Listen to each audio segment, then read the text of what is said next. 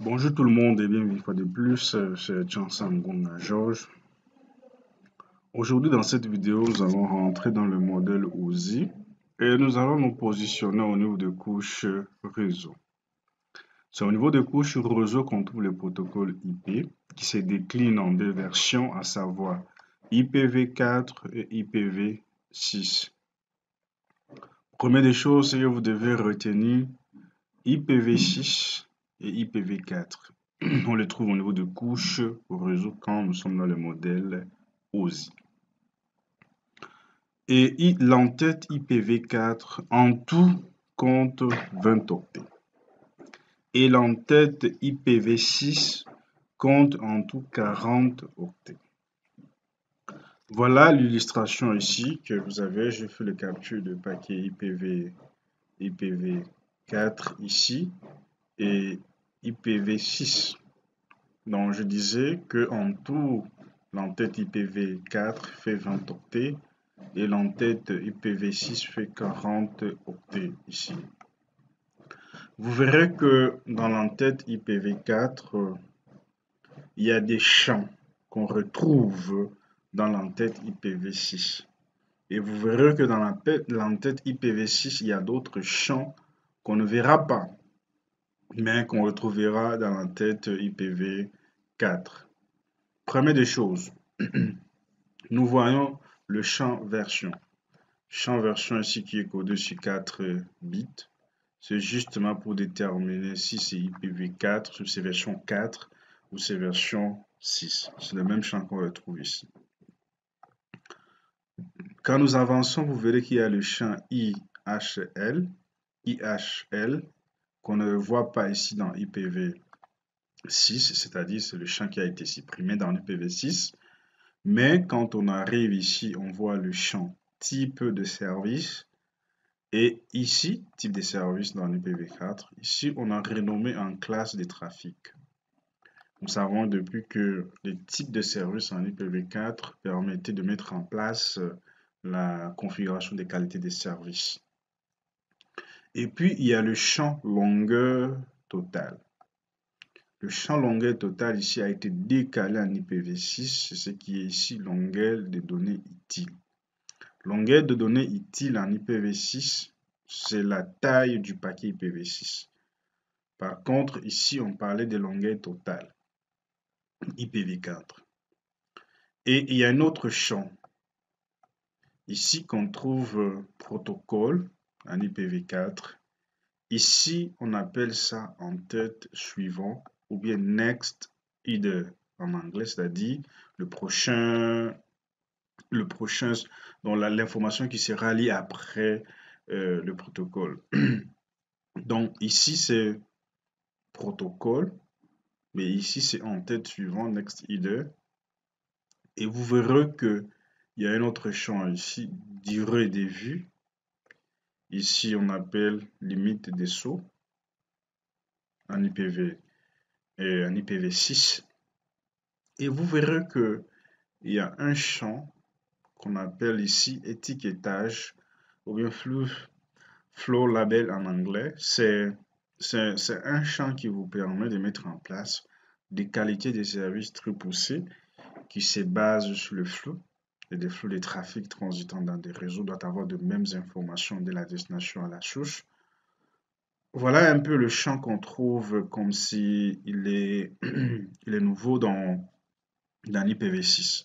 Mais vous verrez qu'il y a des champs, par exemple, identification, indication, indicateur, décalage, somme de contrôle d'entête, les checksums, qu'on ne voit pas ici dans l'IPv6. Mais vous verrez qu'on retrouve l'adresse source et l'adresse source ici, la destination, ainsi de suite. Mais on ne trouve pas les champs remplissage et options. Je me revenir sur ce qui fait que l'IPv6 puisse avoir moins de champs.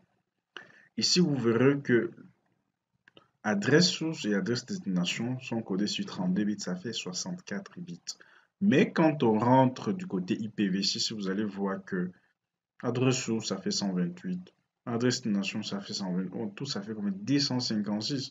vous verrez que franchement, on aura des espaces franchement consistants pour pouvoir stocker ce genre d'informations. Ce qui n'est pas le cas en IPv4.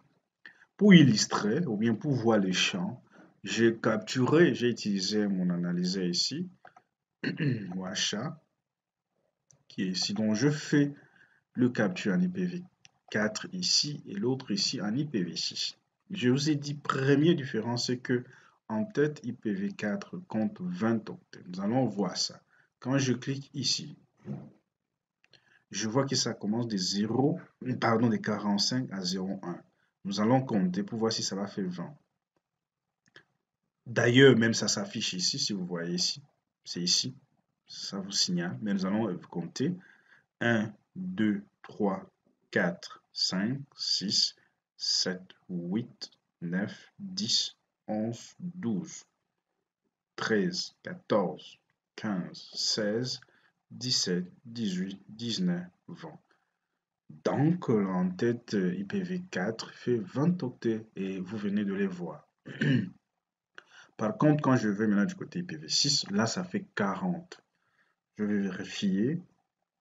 Je clique au niveau, ça commence au niveau de 0,6 jusqu'à 0,0. Donc, nous allons compter 1, 2, 3, 4, 5, 6, 7, 8, 9, 10, 11, 12, 13, 14, 15, 16, 17, 18, 19, 20, 21, 22, 23, 24, 25, 26, 27, 28, 29, 30, 31, 32, 33, 34, 35, 36, 37, 38, 39, 40. Donc, le paquet, là, pardon, en tête IPv6, ça fait 40 octets. Et vous venez de le voir. Maintenant, nous entrons à l'intérieur. Au départ, je vous ai dit le champ version. Quand vous voyez déjà au niveau de ces poteaux, vous allez voir version 4. Ici, c'est version 6. C'est-à-dire ici, c'est IPv6 et ici, c'est IPv4. Nous allons maintenant dérouler. Premier champ, version. Quand nous allons au niveau de IPv6, premier champ, version. Et ici, on voit service différentiel. Ici, c'est ce qu'on appelle les classes trafic. Après, je parlais d'un champ qu'on a, d'un champ qu'on a ajouté ici dans l'IPv6, ces champs-ci, l'étiquetage de flux. Quand on rentre au niveau de l'IPv6, c'est ce qu'on appelle le flow label. Et IPv4 est où? Et ici. Maintenant, ici, la longueur du paquet IPv6, c'est ce qu'on appelle ici longueur totale, ici en IPv4. Et il y a aussi un champ qu'on appelle opt limit, donc ça dit time to live, ici 128.